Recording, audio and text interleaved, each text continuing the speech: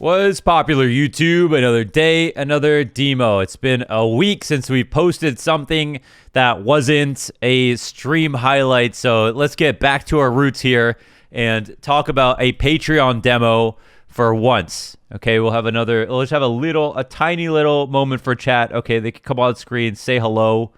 Okay, I love the hearts for YouTube and everything. It's very nice to create a small connection here.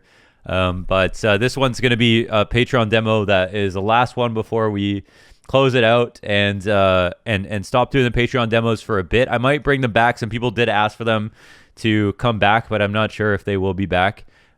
This one's from Max Go. He's level 5 on FACEIT. We want to do some kind of content that's a little bit more relatable for people, or we do stuff that's like high level. And the only problem with the high level demos is that when you watch two pro teams play against each other, there's a bit of baggage there. We don't know how much they know about each other from practice. We don't know how much goes into anti-stratting.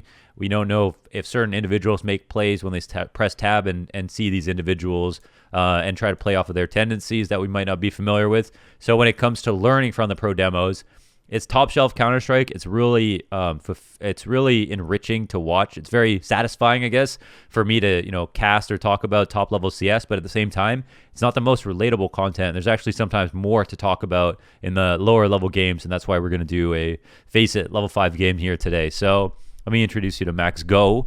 He is the player that we're going to be talking about. And I'll read you some of his backstory here. So he says, I started playing CSGO in August of 2020 as my friends introduced me to it. Before I played Rainbow Six Siege and Valorant at a decent levels, Diamond and Val.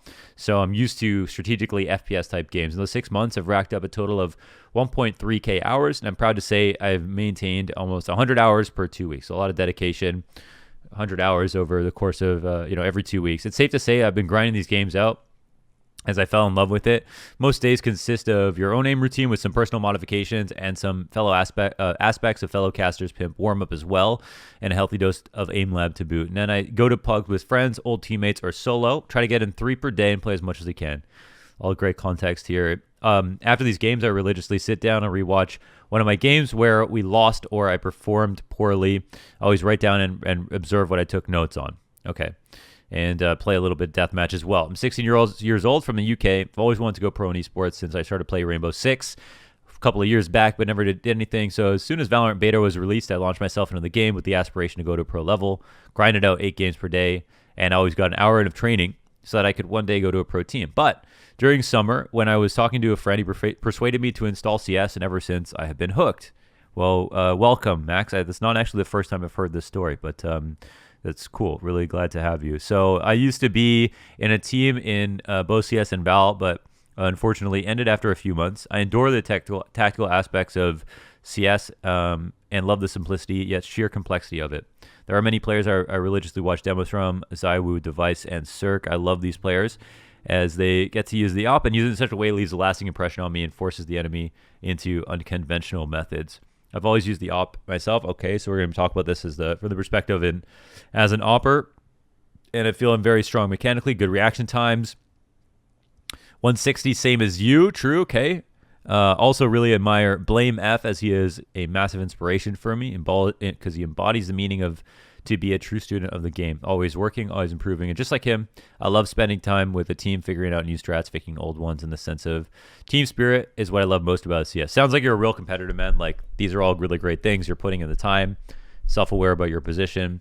It's cool that you're interested in Counter-Strike after playing these other games. And yeah, so let's see where you're at now. What game we're going to take a look at here from Max. It is, I believe his name in this game is misiu, and I'm going to go and check out the scoreboard here to get some more context before we jump into the demo. 18 kills, 1821, 0.6. Usually when I say like 0.6, 0.7, I say that sometimes. I'm talking about their KPR ratio, 0.7. If I just say 0.6 as one stat for them, oh, this is a 0.6 player, 0.7 player. I'm usually just talking about that. And okay, and we'll see if we're maybe opping in this game. So I think what Max said, I asked him to, honestly submit a demo where he tried really hard, but the game didn't work out. I think that was basically the key. And I'm gonna keep this to a regular kind of style of demo where we see other players and opponents, and we can go over every round, try to add some context to it, and see what kind of went wrong and maybe what went right as well. So starting out here on Mirage, looking for the entry, looking for the walking contact play out of the halls, a fan favorite. And we see one, and this is where we just obviously got to keep moving. I think it's very good to... Oh, your teammates could also try to be pushing up as well. Everybody just basically needs to escape.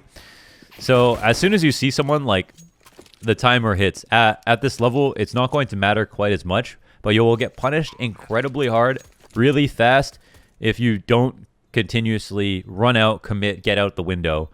It's actually... In terms of the definition of making space, which is really important, you've got to, especially as the lead, allow your teammates back into the round by kind of creating a lot of space here. So you end up dying. It's not a winning position. It's really difficult from the spot that you're in.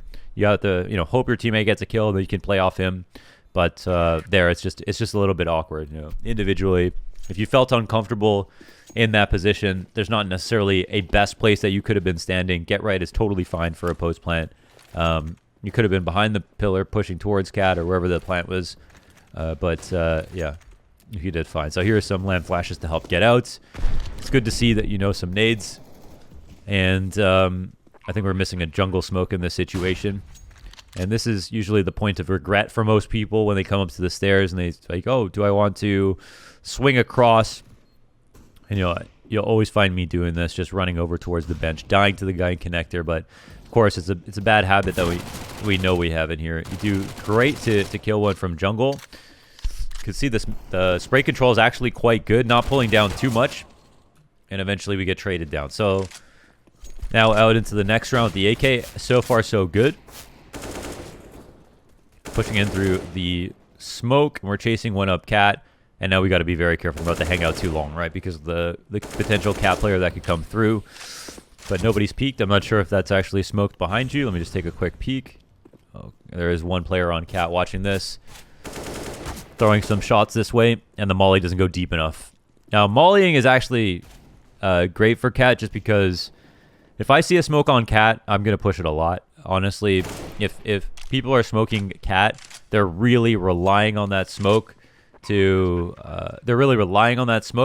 get up connector and get into an A split sometimes, and they know as soon as that smoke's gone, they might not have a chance to be able to re-exec into the A site. So mollying Cat, if you're going to try to get into connector, is really good, honestly, because at least if they push it, they take 80 damage and you can see them. If they don't push it, you don't have to watch your back. But in all other situations, you should spot for Cat for the player to come out because it's a decent fight. It's not so bad from connector. I think it's a good way to punish early, and it can win you some rounds. But there, it's just a molly that lands slightly off. So, a little bit of variety in play here. And again, so far so good in the demo. Honestly, I'm liking almost everything I'm seeing. The fact that you're level 5 already is a bit surprising, but maybe we'll see where things start to potentially go south and why it might have been a strugglesome game. But good crosshair placement, good movement, like the how you played the pistol. A couple of small decisions where I'm like, okay, maybe there's a lack of experience here, but overall I think I like the kind of pace that you're moving at and how you're clearing things and stuff from a mechanical aspect, honestly. So that round's over and done with. Didn't have to do anything. Held for a push. I'm going to turn the volume up a little bit more so you can potentially hear.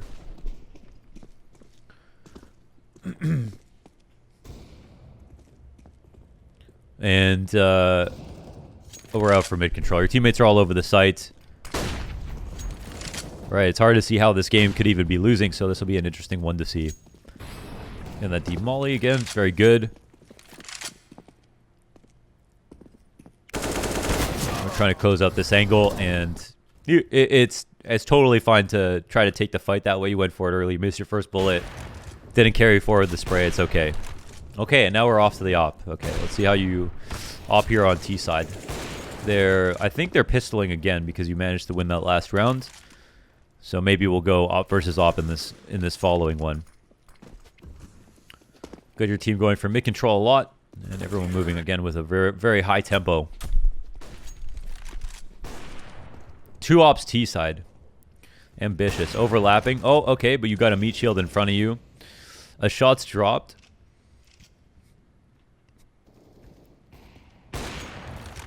There, I probably would have taken the wall bang, but I respect actually the patience, knowing that they're going to cross back. And we've got a nice lineup for the connector flash. Very good. We like what we see. Holding on to Cat.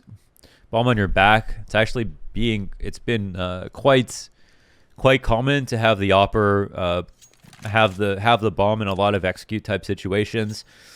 Third in sometimes, throwing a lot of support grenades. We see oppers on the T side. I think Fallen was the first one to really do this a lot, and it's become very, very common to keep the bomb on your back as the opper. And now, I guess kind of a difficult spot. Let's turn the volume up a bit here and see what happens. Okay, we've got a great teammate to work with.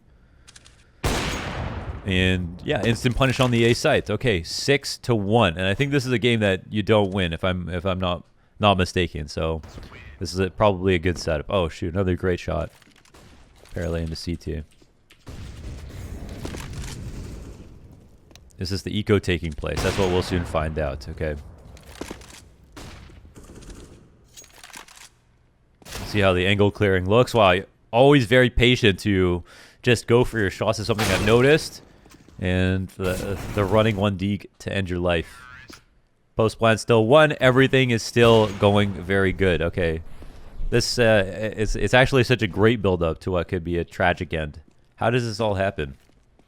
How does it all go wrong? I hope I'm watching the correct demo actually. There we go. Finally, an opening kill denied. So you can be a better part of the round here.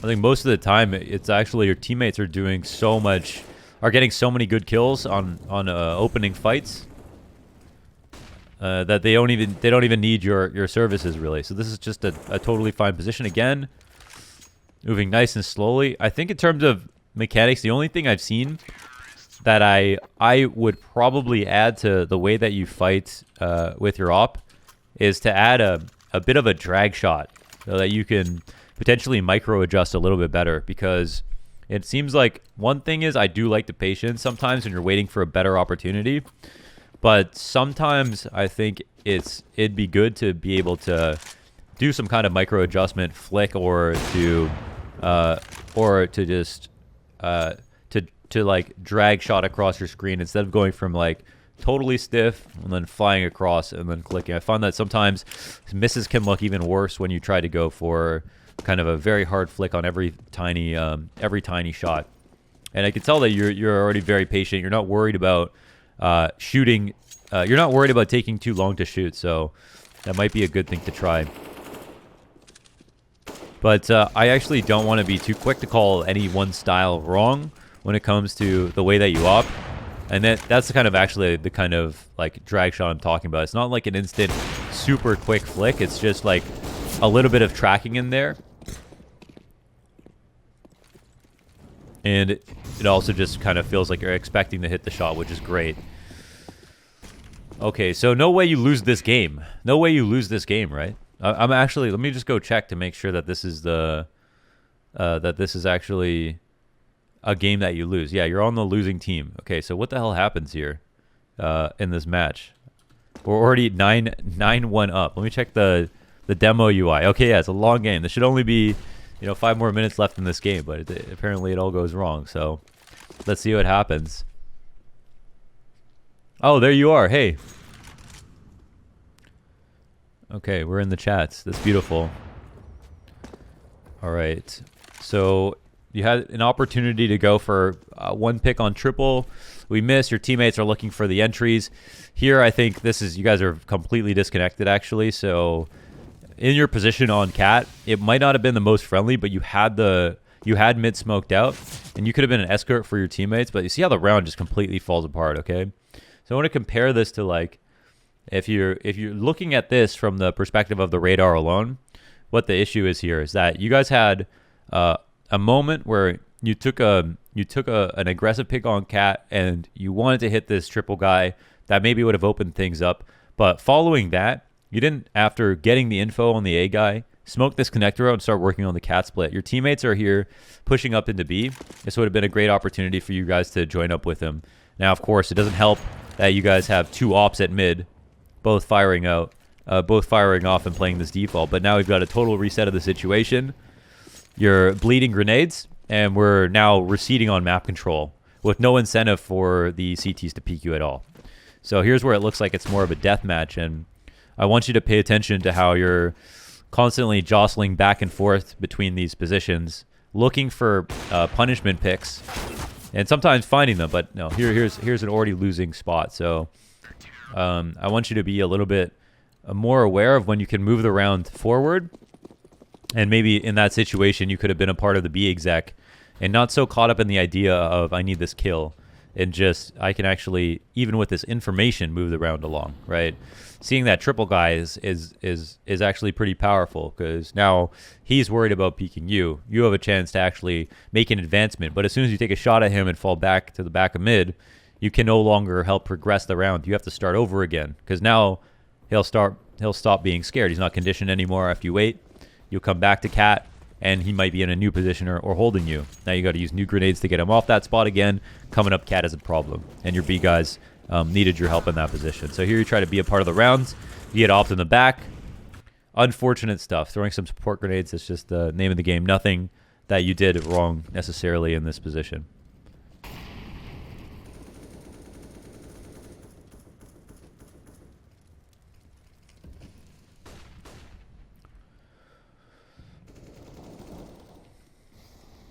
Okay, yeah. At this point, I think we have to start to get moving. Of course, you don't want to get off, but you do have smokes to come out. And I don't think we're working with any nades is the problem, but you've got to work faster here. Your teammates basically needed you to get something done. It probably is a round you're still going to lose, but in the palace split, it's the best spot for you to basically have some impact to. It's the idea that if you put your teammate in, if you put yourself in danger at the same time as your teammate, there's a chance for both of you to live. But if you put your teammate in jeopardy by, not peeking something or being as aggressive as you need to be, and then your teammate dies, then you also have a high probability of dying, right? With 2 alive, your odds of winning a 2v5, or even your odds of winning a 2v5 are dramatically higher than winning a 1v5. I'm saying like 10 times, right?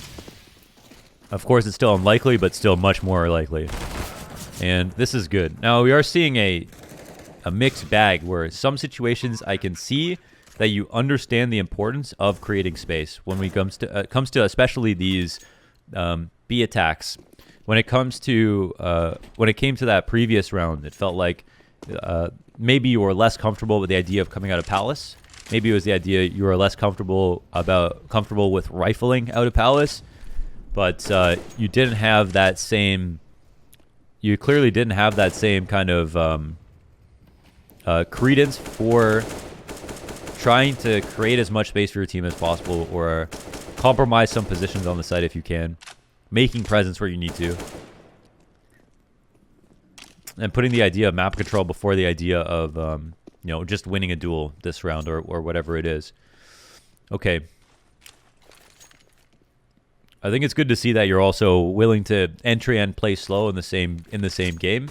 I think that says a lot. That you're not too one-dimensional, and you have a lot of good setup grenades, which gives you a good excuse to play in the back in some of these pugs. And also, when you have a good spawn or two, you're willing to use it. So we can tell at the same time you're listening to comms here. All right, now we're actually in a very good spot, and then we can see, I guess, the rotations. Now we talk about the CT side. If this is actually going to be a round that doesn't actually work out. Nice. I like the stickers on the default USP. I do that too. Some people make fun of me, but it's actually a really good choice. I like that. The shattered web stickers. Okay. Teammates lost B. You're going to try to rotate in. Skull Pillar, it's fine to kind of sit or take a duel if you want. This guy's swinging back and forth. You've got a teammate right there that can fight with you. He doesn't seem to want to. and you guys end up losing. This is a situation where you could just coordinate a little bit. Yeah, that's a spot where I'm like, clearly, ooh, nice shot. You see somebody sitting there, or you have someone sitting at empty pillar. Oof, nice shot back. And they could be a part of the round with you, but they are playing a different round. The guy who's sitting at empty pillar, he's playing the 1v5 from the empty pillar. I'm going to wait, hide, and when they plant the bomb, I'm going to peek out, I'm going to get the kill. Meanwhile, you're rotating in frantically, trying to help out this guy in empty pillar. He doesn't give a fuck about you. So that's going to be, unfortunately, the name of the game a lot of the time, but I think all that needs to happen there is your teammate needs to peek with you.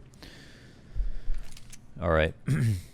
So we're playing in the back of window, which is great. Playing anywhere around the bricks, in the ladder room, in the window. Actually, this is going to be kind of an underrated demo or pick to watch, but somebody who is very, very good to play in the ladder room and to play around the ladder room and the bricks and inside the window is misiu. If you know who that is from Team Envy, he is actually a very, very good, ladder room player. Very, like, individually, I think it was very cool to watch. Honestly, there he played around those angles. If you need some context for how to do that. Yes, yeah, exactly. Very low sense. Okay, no rifles here to use, and I think we've got in this game 3 more kills from you, and I think 10 more deaths. So of course we're trying to figure out, you know, what goes wrong here in the second half that we could talk about after like a very, very good start. And there's obviously nothing to be ashamed of that, you know, a second half goes wrong, because it's not as if you just throw the game. It could be the other team playing well. You know, 2 different sides that don't have anything to do with each other, okay? So we've got an opening option here. Just go to the connector. And now it's just about mobility. This is obviously a mistake. I think you realize that this was a mistake. You've got 3 on A. But you, if we look just at the minimap, okay, I think I want to say you realize that this was, obviously this is a timing. You can take this peek. We all do it. We die to Palace. It happens. But when we're talking about the course of this game, right? There's only going to be so many rifle rounds. In fact, if you boil it down, there's probably only going to be, especially if you're losing every round, you're probably only going to have, you know, 7 more rifle rounds in this half maybe. And this might be one of them. And this might be a very important round. So sometimes, even though we're winning, when we talk about the context of which picks mattered and which you know, pick could potentially collapse a site, of course, grabbing an Opera 5v4 with Palace control, and now like a line on stairs and knowledge for your teammate who's in connector, they can come with connector. This changes the course of the round. But not only that, we gave up the kill too easily. So in this situation, obviously, a bit more patience would have been wonderful. The fact that you actually had targets all over the place, but the one pick that costs you is the A ramp pick because of this. Holding mid, holding Palace for that guy, that would have been a free one. But yeah, I mean, this positional advantage, not only does it incentivize everybody to come in and wrap the site, but it gave them too much info to know that stairs is wide open and free, and also that an Opera is down. So yeah, I know I'm not trying to beat on it too much, because I'm sure you're totally aware that you took the risk that you did, and then you're gonna die sometimes doing that. That is not that's not really the lesson here. The only lesson is simply that that pick, you know, probably has a huge impact on the course of the round and potentially the game too. We're gonna save now, but it is good that it's, yeah, at least an error like that, where there's not one where, you know, you look like you didn't know what to do. It was more so you felt a bit too confident about what you were doing. But yeah, okay. Movement around the stairs. Alu is actually really good. Xantaris is really good when it comes to you know, playing around the stairs. Nico is really good, but I'd say Alu as an Opper was actually really, really good. That's probably his most famous opping position on the stairs, so that would be a good player to watch. And the punish, yes, it's in. Sometimes it feels like because the gun is silenced, it does less damage. True? Any truers? Back to the op again. and let's see how much more we can grab. So now we're looking for, of course, this top mid smoke opens a slight potential gap for someone to walk in towards. And now we've got 3 operas on A, so this is an only important lesson here, okay? Let's ignore the minimap for a second. You had 3 people on the A site. You actually don't have a value of moving from your position. Your teammates are very well set up unless it's going to be a B play of some sort. You don't necessarily need to help with this. So now we're giving up a little bit more space when you actually could have been holding on to mid. You throw a smoke because of this decision. Now you're holding on to cat, which is totally fine. But you're just leaving it on your teammates on A to try to trade out if possible. And here's a spot where I guess you, let's see, is there an opera to be worried about? Yes. So you don't want to peek directly into him. Got one on the default. You guys are actually in an okay spot here. So this is one where you're actually watching the palace and a ramp. And now, oh, we've got the player coming out. And this is where things can get a little bit hairy, okay? The issue is the rotator being caught, now the 1-on-2 situation. So this round actually falls on its head. It's quite interesting how it all unfolded. And now we're just trying to find 1 kill to be able to win this round back. If possible, they've got to make a mistake, and you've got to catch out where they were going. So that was actually, yeah, a really, really interesting round where, let's watch it again and explain how we look at, this is probably, this is something I talked about the other day, but something that's very common. And again, it's a pug, but I asked, to make sure you gave me a demo where you were, trying and thinking very hard. And, obviously you're thinking you actually could lose this game, so you ought to be careful. Here's a position where I can tell that you don't recognize when you have the best spot possible, okay? Oh, let's just freeze frame right here, okay? 3 players starting out the round on A. If they need your help this early into the round, then your team is not going to win no matter what. But knowing this, do we need to do more? You've got 1 teammate on B. If he needs your assistance, you have a good reason to rotate. But towards A, if they can't lock this down, you've already lost in some sense, right? So now we're watching for this, and we're a little bit worried about something. But after this position, we're giving up map control. We're giving up a big advantage. And we're not sure about how to be useful in this spot. And now here's a spot where your teammates could help you set up to try to peek into halls or have some kind of impact on any that you've lost 1 or gone down a little bit. This is also a good opportunity to rotate earlier around the CT. If you want to leave mid totally open, and then have I guess the only thing is you don't have like a second B player to like watch the back of CT, but your teammates on the A side are a bit jumbled up, right? They're not necessarily being responsible for everything. So now everyone has a very passive angle for their 1 duel. So it's a bit uncomfortable.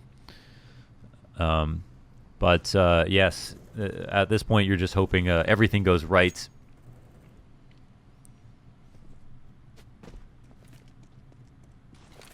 And I'm not sure if you didn't want to peek into Palace because you were specifically afraid of the Opera, but finding a timing there would have been great.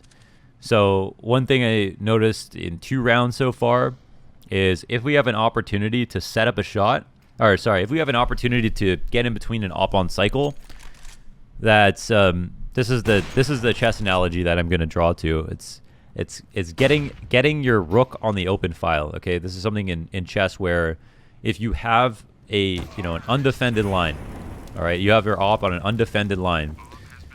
Posting up on that line and not moving away from it is incredibly important, right? So if we're holding on to mid, we have a really good fight for mid, and we're watching that. Holding on to it is really important because coming back is much harder, okay? And that's happened a couple of times now. So if you have an opportunity where it not misses a shot, and you can post up on Palace now and cover that for your teammates to focus down on A ramp, then we hold on to it and we don't think twice about that decision. That's a huge advantage. That's where your op can have value even if you don't shoot, right? If you hold on to that Palace, you get in that 1 spot early enough, or you found an opera made a mistake, they tried to shoot, they miss a shot, and now you're posted. There's a position where you are creating huge value for your team, but the only value that you created last round was making sure your B player was not going to get split on, and it didn't really feel like there was op presence on the A site when there could have been. So we cannot be afraid, and I want to be careful about using afraid because you've already shown that you're willing to go in first, you're willing to be fast and everything like that, but we cannot be afraid of the idea of fighting for a bit of map control or being a bit more tenacious about it when we need to get there, okay? So here we eat the after image flash. We go up on ticket for the next pick or not. You know, here's a spot where we're pushing Palace. And inside of triple is good. Do we have any nades to work with? It looks like not right now. So here, obviously, a very spammable position. Your teammate is very floaty around the A ramp. And now you've got players on cat. So in this spot, okay, I wouldn't recommend going out to triple unless you have some nades. A smoke especially and a flash would have done wonders here. If you could have potentially smoked on the right, and I'll just go into the server after and just explain what I mean, then you can make this trash piece of cover a little bit better. 15 seconds with that smoke will deny any execute. I promise you. Doctors hate him. This smoke is the one cure for making triple from a horrible position to stand into an actually decent one. And coming into triple is not a bad idea because you recognize your teammates are fighting inside smokes. You don't want to be in a retake spot where two teammates die and you're just sitting in CT behind a smoke. But how to play off this spot would be very important. Now, the other thing you could have done is jump up for a ticket for the one duel, have your teammates fight. And I will also recognize that, you know, this is your teammate. Your teammates are not playing great spots and crossfires on the A site and not trading down effectively at all, even not getting you know, a single kill sometimes. So yeah, I put a post-it note on that one. We'll just go and talk about you know, what we can do differently there, and I think it also comes down to, once again, holding onto an advantage a little bit more and just fighting for it instead of just, we don't want to ever just end up as an opera that can only punish, right? We don't want to be an opera that can only punish mistakes, but we have to also try to be an opera that like fights a little bit for not only like a really strong line, but also like a kill if we need to get it in a position where we have a we have a gun that costs $4,700, but it doesn't feel like that to the other team. It has to always feel like the other team cannot take map control back because you're opping. This is the other kind of next value. And there's a nice opening kill. And again, we see another nice punish here. And I think that flash would need to be higher to like adequately blind top mid. But it might get someone to turn. I'm not exactly sure. It might be. Maybe you've already got that one lined up.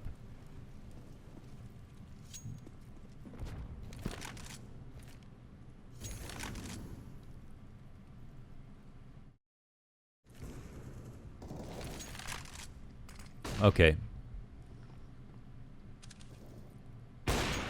There it is. Okay, so we post up on that very powerful line, and we have a huge impact here on this round, and that's basically it. We're just set up in a really good spot. Your teammate can take care of this one, right? Yes, no problem. No scope as well, and the game is quite close.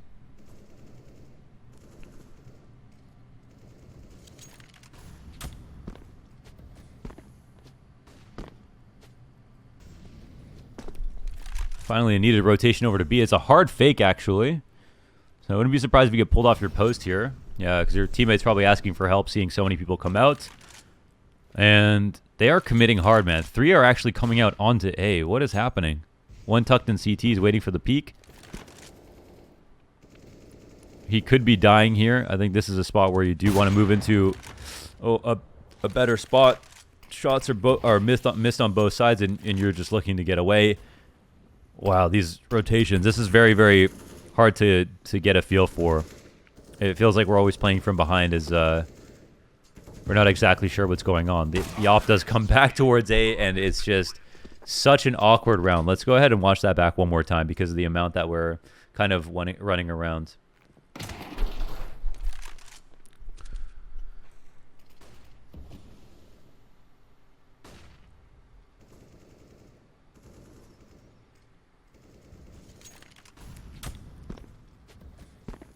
So I think the op actually gets to push and peek out and kill a default player. And here I just want to be a bit sympathetic. Like, how can we be sure?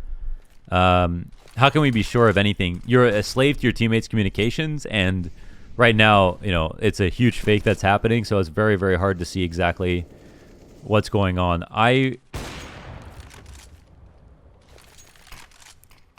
Okay. So a couple of things that we can do to change up. Okay. One of the things that could work differently here is jumping out mid to try to fight outside of connector in the beginning of the round for that aggressive mid pick. So we can hold on to info a little bit longer. We can clear underpass after a few seconds. We can come into connector and fight from there once again. And we can also put ourselves in a better position to try to punish this Palace player, because he seems to be taking a lot of info here. I think one thing that's really, really important as well is, like, just stop letting someone get away with the same thing over and over again, so you can move on to the next part of your game plan. So if this Opera keeps coming towards Palace, sometimes taking the fight to Palace really early on is going to completely change how well your teammates hold on to the site. And here again, we're not exactly sure about where to go. I would be holding CT to help my teammate over the balcony. And, you know, you might want to have... This obviously would be a good situation to have an op for the A ramp players, but it's not an ideal spot. And you have a great smoke to actually work off of, so there might be a mistake here to punish on. And I think every step we take back, the more we'll be able to see because of the smoke and the stairs. And there's one player jumping up, but I think that we, as in the GoTV, can see a little bit better than you can in the game. And just the straight up duel one is that peek comes late. All right. So I think that this is actually a really, really, really good demo for a number of reasons so far.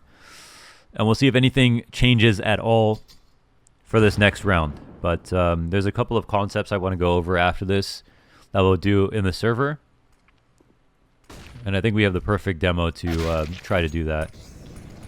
So there's a spot where playing close to the smoke would have been totally fine to do. And your teammate actually comes out of the molly. And now everybody is going to die. So that was actually a spot where you got the smoke down, and playing right in front of it would have been perfect. And instead, again, we gave up the advantage to get away to what we think is a better spot. But remember, every single time that we're giving up map control, we're making it hard to get back into a position we just had. And I can see why it's easy to forget that. But I think this is, you know, losing the rounds and then looking at the radar from our perspective is exactly perfect now.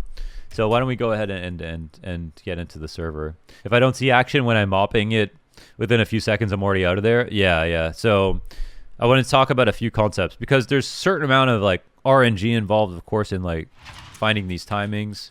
All right, so number one, you have a couple of good picks. Let's just talk about options here. So you have a couple of good picks. You have this boost pick. One thing you have, like, whatever, you're peeking mid off of a very good spawn. That's awesome. We should be trying to jump cat once in a while as well. So if we, let's say, for example, they throw a cat smoke, and let's say, for example, they throw a cat smoke, and they are coming off the corner of it. Okay, let's say, for example, they throw the cat smoke. Okay, really quickly. Okay, let's say, for example, they throw a cat smoke here, right? And you're trying to punish them for it. So let's say, for example, they throw a cat smoke. Okay, and then let's say, for example, like one example, they throw a cat smoke here. All right, so, and you're going for a pick like this. Okay, so they throw a smoke off to the corner here. I'm not going to reach out. And you're looking for a pick right here. Then you can punish what you were looking for in the corner of the window here. And see on this spot, when you were holding this angle, but then suddenly you're like worried, oh, do they jump up? Do they do this? And then you're coming back and forth, but you don't know what to peek. Maybe you're already a little bit worried about peeking into the halls. And maybe you didn't know how to be more valuable. Now, you could always peek this too. And I think that you should trust your aim a little bit more. So, okay, so they throw a top cat smoke. You're inside the window here. Okay, just quickly get inside the window, or up on cat here. Okay, you're on the cat here. You're coming for the pick on the cross. And now if your teammates play a 3A setup, not only are you opping mid, but you have the mid cross smoke if they throw a fake from top mid. So if they throw the smoke only and they're actually using it to deny you information, you can always get that information back this way. Now you have a strong line. You know, no one crossed top boxes. Your next threat is the timing of someone coming from underpass. And you can hold on to this really good early information, okay? So practice this cat jump just like I have, and make sure that you hit it all the time, okay? And if we do that every single time, then you're going to be able to empower yourself to get this mid pick. Now you need to hit this cat jump opping window because you can't be running around through spawn. You can't be running around through spawn to into B, and you can also do this to get up to the ladder room, but this is also slower, right? Even if you try to come out here quite quickly, you're still behind. Is this a pro anti-strat sort of thing? No, this is not at all. Is this viable at my level? Yeah, absolutely.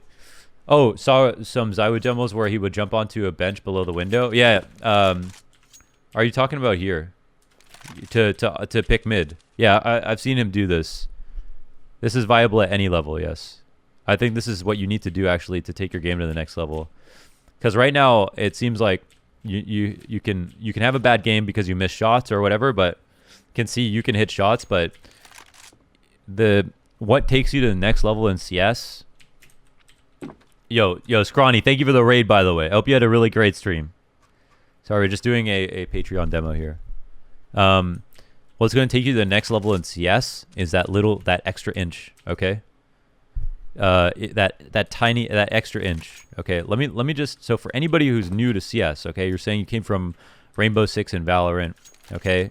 Like back in the day, people used to just every round they would just run out mid, okay? They run out mid and they swing like this and they'd fight the window, all right? And then people started opping the window, okay? They started opping the window and they started killing everybody crossing. And then the T's were like, wait, what the fuck? We can't keep running out the window. Because the evolution of Mirage, all right? This is what people genuinely used to do in pro matches, just run out mid every round. Okay. And then people, T-side, they started throwing window smoke, actually, before the top mid smoke. They started throwing window smoke. And then, well, they throw a good one. And then either the guy who's in the window tried to block the window smoke, or they would try to, molly the window smoke so that they could peek it off the side. People still try to do that. But that became a problem. So then the T started getting up because of these miss smokes or one-way smokes or other tactics. So then instead of just throwing the window smoke, people started throwing the top cat smoke, okay? And the top cat smoke allows you to get to top mid control and, just keep someone here, control rotations, come up late for a cat split, punish anybody who's out mid, hear stuff, all of that stuff. And even if you don't go and send someone here, if someone was only in the window, they wouldn't be able to tell their team with confidence that no one is cross mid. That was like you in that round, right? You could not tell your team when you were holding this and there was a top cat smoke here. You couldn't tell your team with confidence that there was like no one had run through. Or you couldn't tell your team that no one had crossed because all your vision was denied, right? That's the whole point of that smoke. So how do we fight back against that? There's like a number of ways. So if you see that's happening over and over again, the next time you're taking a spawn, you can't be just running into the window. You can't just be running into the window and fighting from here. Starting your rounds differently, for example, jumping out the window, and you can just like smoke into the connector, or if you're confident that they're not even going to fight you like this, just taking the op pick here, or like you said with Zywoo, looking for that extra little advantage. Okay, that's what Zywoo's doing when he does this. Looking over top of this wall, he's just getting that little extra advantage over somebody who's worried about this, more shallow pick, or someone who's worried about this pick that's a little bit more shallow as well. He's looking for just a little bit extra. Okay, that's a difference between the good players and the great players. Just finding how to get that little bit of extra advantage is going to get you a pick that will tumble on. Okay, and that's what we talked about, where it is about little advantages, and it's about compounding those, not dying, and then continuously fighting just enough, not too much, not running up mid, but finding a little bit extra, okay, every single round, keeping it versatile, okay. And now we want to talk about something new, something else as well. starting out rounds a little bit differently from the perspective of, okay, let's say we're going for a connector pick, which I didn't see you do much of. We could go for a connector pick. We can watch off the corner of the smoke. You can watch this as well when the top mid smoke is down, and we also can use this smoke. And using smokes is really important. Like opping over top of smokes is huge for getting kills around connector. And it's a very high frag location here. And the reason a connector is your star player spot in your high frag location is because you can watch underpass from this spot. You can hold the cat cross. You can fight in through palace. And of course, as we saw that one round, you can fight to the A ramp. Now, after you got killed, you didn't come anywhere near here again. But all that really needed to happen was you just needed to change the way you played it, okay? So sometimes when you're going for the palace pick, you want to do this. Sometimes when you go for the palace pick, your teammate can set up a flash, or they can shoot, or you can hear an op shot, then you go like that. One thing you should have tuned into in that game was the fact that this opper was getting way too much out of this palace play. Okay, let's look at this from his perspective. All right, he should be the one who's scared here. Who gets here first? You here, him here, or you here? Right? If you know that, first of all, no one's come mid for these picks. It's basically never happened. And there's a guy is attacking A with an op through palace all the time. You could be sitting here getting a free pick at the beginning of the round. Every time he took a risk and didn't see you at this corner, he's in the winning position. And as soon as he made presence, you were not willing to fight him at all. So he was actually willing to do this. This should not be allowed or at all. Okay, no opper should feel comfortable in a default just doing this. Yeah, be proactive, and you have to be able to scare your opponents into thinking that you might peek something, even if you're not. You need to be in their heads, right? Rent-free. So when you go for here, next time, let's say, for example, when you talk about conditioning, let's say they smoke top mid, but they do cross. You go for this pick once, you get the pick on the cross once, you better believe that next time they're going to be much more scared to do that. So let's say next time you're here, they smoke it again, you spot this, you watch this, but now you're not so worried about mid. You're like, okay, they probably threw that, but they're not willing to fight. They know I jump cat sometimes. Now you can go like for a much bigger rotation, and this is where you become Simple. Okay, this is where Simple knows how much he's conditioned someone almost exactly. He knows exactly what he can get away with. He can have presence on multiple angles, multiple spots, in the entire map in one round, very consistently, and then you also are, as you win more duels, your opponent will become more and more obvious. All right, let's also remember this: when we're sitting in window, we're running back and forth. Your teammates are telling you what's going on, but you don't know. You are always playing reactively, not proactively, right? You're always playing from behind. You're always going to get upped, and you're never going to be in control of things. No one is scared of you. Is the kind of the exact opposite of what needs to happen. So when we look at the demo, the hard part, anything including my training to get to that higher level, I honestly, so it's got to be tailored, okay? So for you, and this is why we're watching your demo, for you in what I need you to do, and that what will take your game to the next level is just like you were watching with Zywoo with his opening picks. Copy more opening moves, okay? So with this, here's what I'm talking about. When I'm talking about jumping cat for this aggressive pick on the cross, going for the bench pick every once in a while, fighting for information here, taking an early pick into Palace with your AWP, okay? Next time a guy gets 3 kills with a Palace or an op outside Palace, do this. Make sure he never wants to do this again. That should be the first thing on your list, okay? Mixing it up and also responding to the threats, not trying to follow the new round that's happening. Think about the patterns of plays. And remember this as well, okay? This is really good advice. When you're scared, or when you're playing scared, and when you're playing with low information, you're always going to be scared. That's why sometimes it's even easier to play aggressively, because you get so much information, you're always empowered. So you take a risk, you pay off, you're going to feel good. But when you're one thing that's really important to remember, that people forget at lower levels, and they forget when they're scared, and they forget when they're playing low info, or they forget when they're confused, is that if the other team only has 5 players in 5 positions on the map, okay? So don't be afraid to go for aggressive picks when you feel like it is the correct thing to do. Does that make sense? If you don't think that everybody is around every corner holding every angle. And the other thing is that your opponents are humans just like you. They have tendencies just like you as well.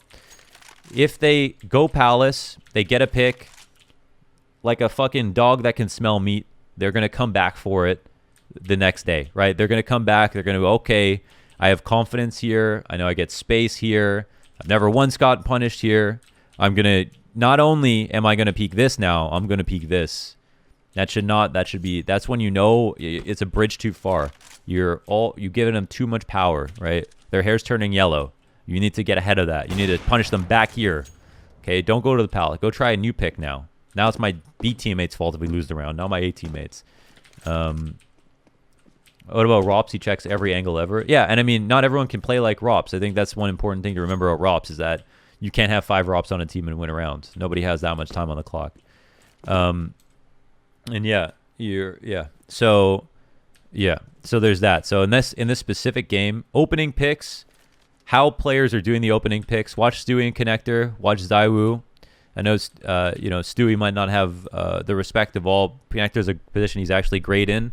And when he's playing well, you'll see how much movement he does and how many different ways he'll try to fight for little advantages, play off smokes, look for opening kills, that kind of thing. You don't ever need to be the opera that jumps out a window and like opts into underpass, but there can always be a situation. Yeah. Also, getting information can, let's say, one thing people also don't really realize that could be applicable to you here is that you can get, the triple smoke tips. Okay, well, I'll talk triple smoke tips in a second. The other thing is that, okay, getting information on one side of the map can actually be the remedy for the other side of the map. Okay, this is something I'm always like critical of pro teams when I'm casting their games about on Inferno. I talk about it a lot. Same thing here goes for Mirage, for example. So if you take let's say it's A every single round, they're always attacking A, but they're always attacking A 40 seconds, 50 seconds in. Okay. So if you come over to B and they are not here on the default, or you kill one for free, you hold this. Now, your 3 teammates who are just not doing a great job of holding the A site, you can even hand them over one more player. You can hand them over a rifler to play on the A side as well, like a 4th player or someone who can rotate over, or you can op and hold this position, deep into B halls and make sure it's never going to be a late B or something. If you feel like you can have the impact with your op on the A site, you can still help your A players by getting info on B. But it's all about controlling lines. And once you get into these spots, like, do you want to walk into the spot, late into the round? Not as much. Sometimes it's really easy to just do it right away. And then once you sit there, you take that small risk or you clean it. No one's there. You flash it early, whatever. You can sit there and wait. You have this power for the whole round. And like, look at this mini map. If they come B, you can give your teammates so much notice. They could be reading a book on the A site, watching a movie, and they'd still have time to make it over after you took a shot, fall back into the site. They'd be starting to execute. Your teammates start to rotate over. And you can do whatever you want. You can fall back, and your teammates will have enough time if you have such a deep angle. Think about how powerful your lines are when you're opping as well. This is so powerful. Early info again. It gives you freedom to rotate. Off of Cat, you can just jump into Connector and start fighting with your A guys this way. Okay, so the triple. The reason why triple is a bad piece of cover and a great piece of cover at the same time. So the reason that triple is great is because, if you're Chris J, you can ace. You have every single angle to work with. You can peek from one side or the other on the same angle very quickly. Okay, but it gives and takes away as well. The reason why triple sucks is because it's incredibly spammable from top to bottom, and you can just take tons of damage. And once you get spotted, you just get juggled back and forth until you die. Palace guy peeks you, Connector guy peeks you. A-ramp guy's holding you. They throw the mollies. You cannot hide. You cannot run. It giveth and it taketh away. Okay, so how do we change that? Well, if, let's say, the smoke lands down here in CT spawn, you want to be a part of the round. Great, okay? Even this moment here, when they see you jump through the smoke, all right, that slows them down a little bit. This is also ties back to what we were saying with like your presence. This slows you down a little bit. You're scared a bit. You're, where are they peeking? Where are they peeking? You're not coming forward into the site. The T's are trying to get across the site. They're a bit scared. That's great. But once you actually do finally commit to a peek, you could get one kill, die. You could die before you can shoot because of the spam. Anything could happen. They could throw their Molotov down.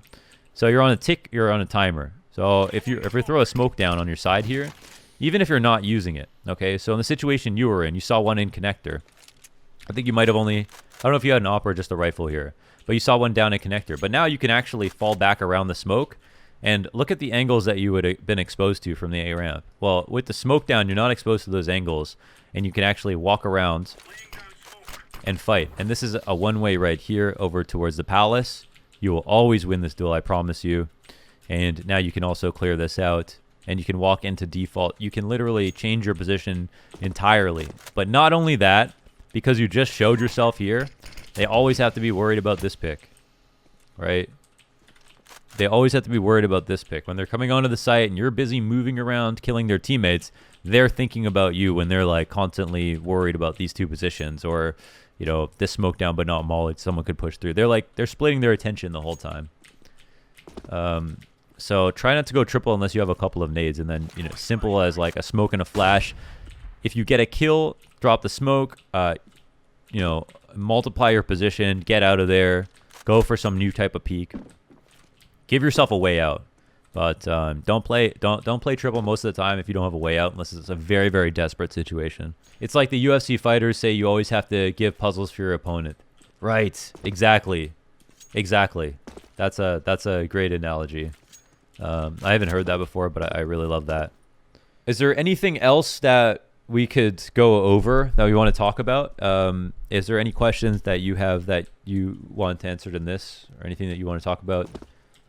Any more options or reason why you feel like you were confused in that game that I didn't notice? You want to ask about T side? Sure. I mean, you can ask here, or you can ask here if you want to. That's totally fine. And mostly how to have impact. Yeah. So I mean, T side's obviously it's harder. It's harder than CT side for a good reason, especially with op entries. Yeah. So it's all about, so like your teammates got to help you out a little bit. What to do in a 4v5. Yeah, that's also another great question that we could talk about. Struggle with entry on this map. Yeah. So, you know, there's like a, you know, opening picks. If you have a teammate boost here, then you can.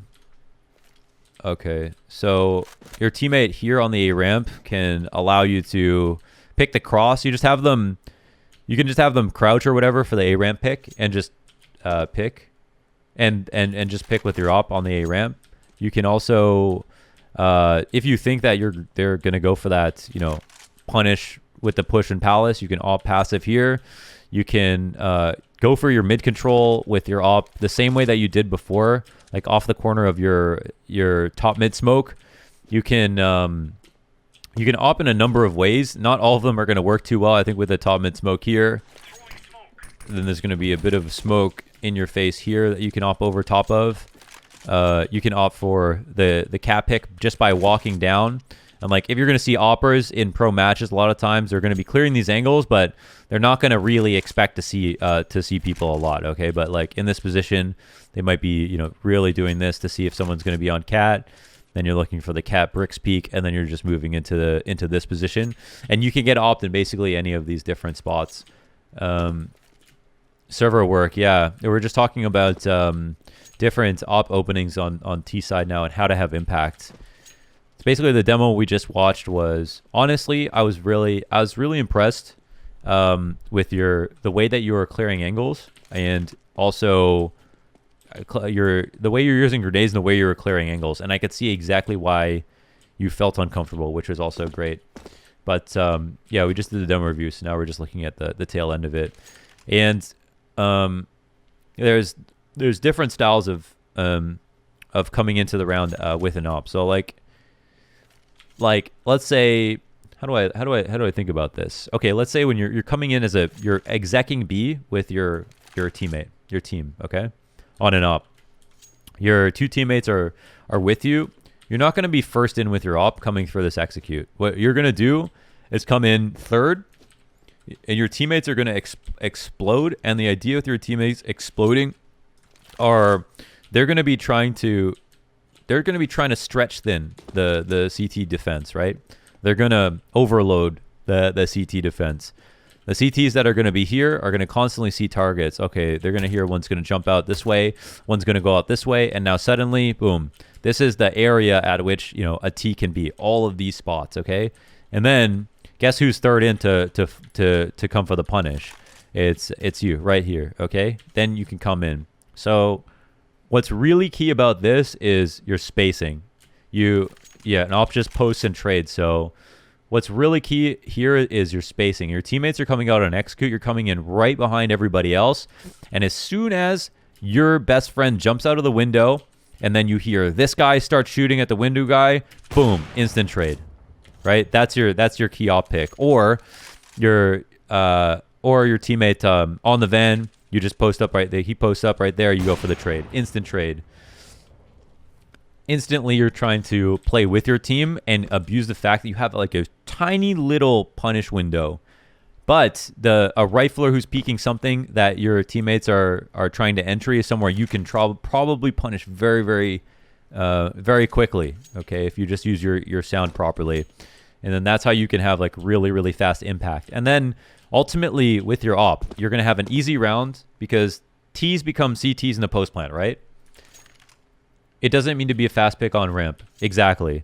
In fact, like T-side opping is an interesting thing because it's very, very map dependent. Like for example, Inferno, you don't even need an op. You probably don't even want one. It's too hard to do. Most oppers don't even op on T. Even Kenny S doesn't op on T-side Inferno, right? But on train T-side, you have to op. You have to op inside of T-con.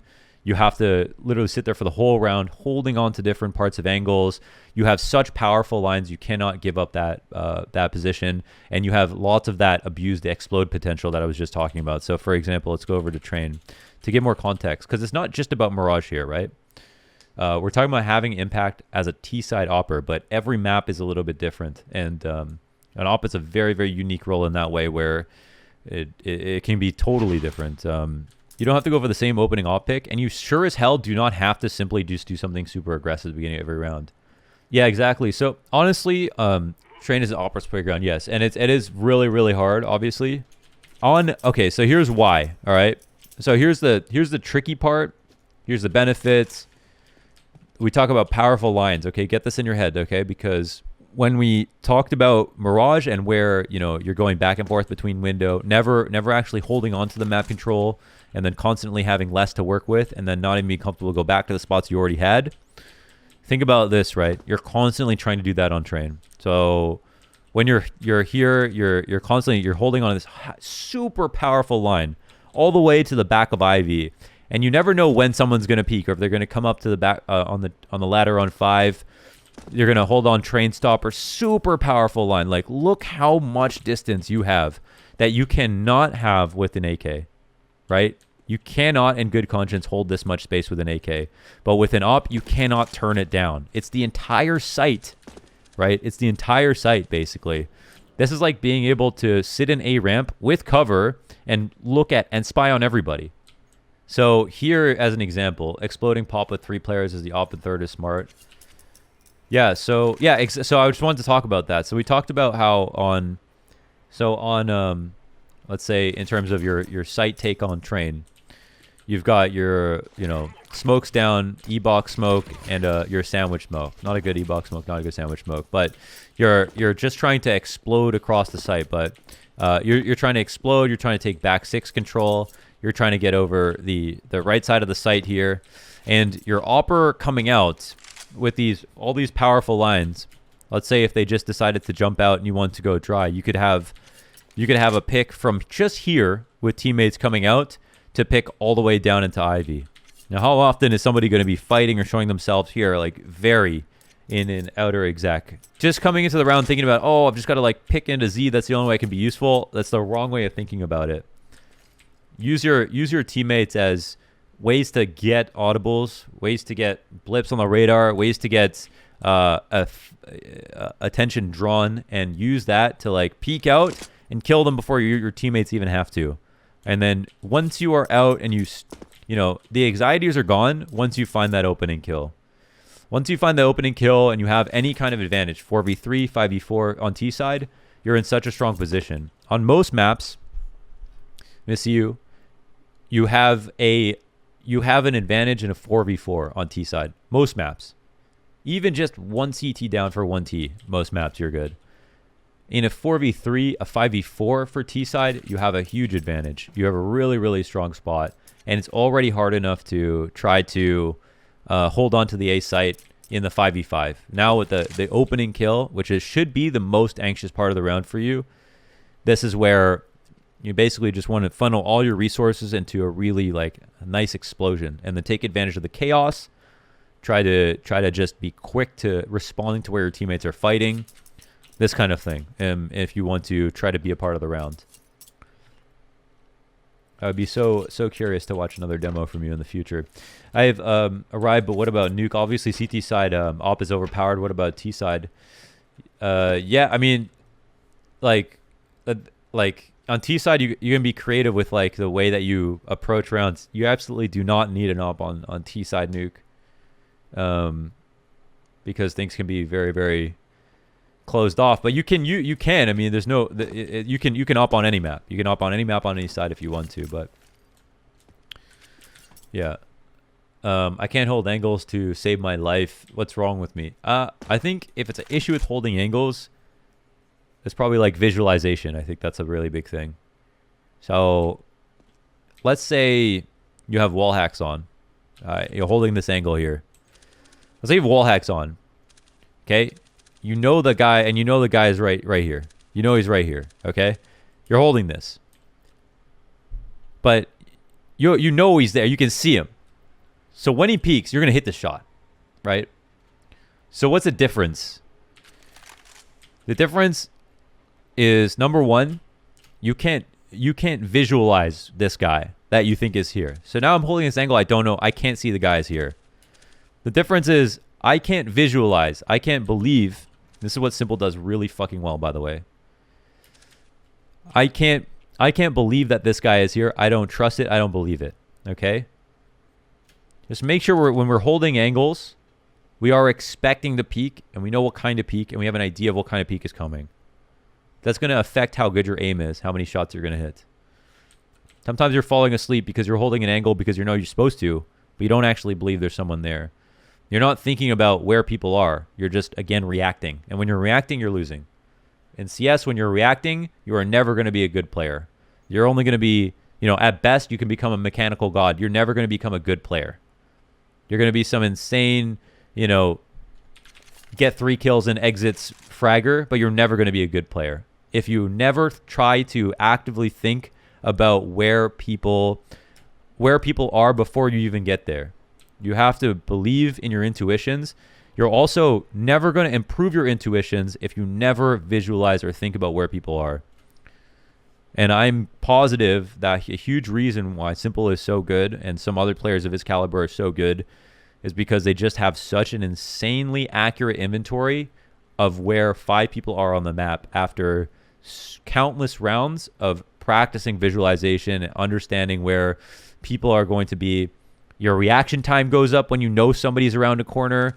Your ability to hit them, your confidence, everything changes when you are actually actively thinking about where people are, as opposed to reacting constantly and just being a brain-dead, reactionary fragger. You will never improve if you don't take those guesses. And don't even bother clearing the angle if you don't think someone's there, right? Don't even bother. Why? Why waste your time?